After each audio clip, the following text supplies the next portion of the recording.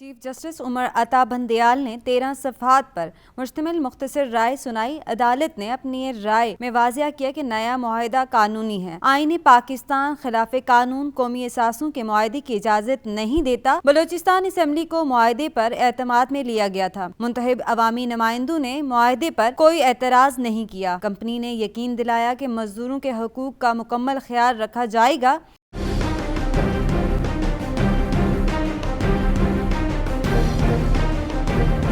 عدالت نے رائے میں کہا، ریفرنس میں صدر مملکت نے 2 سوالات پوچھے تھے جس پر بین الاقوامی ماہرین نے عدالت کی معاونت کی۔ معدنی وسائل کی ترقی کے لیے سندھ اور کے پی کے حکومت قانون بنا چکی ہے۔ صوبے معدنیات سے متعلق قوانین میں ترامیم اور تبدیلی کر سکتے ہیں۔ فیصلے میں مزید کہا گیا کہ ریکوڈک معاہدے کے مطابق زیادہ تر لیبر پاکستان کی ہوگی۔ ریکوڈک معاہدہ فرد واحد کے لیے نہیں بلکہ پاکستان کے لیے ہے۔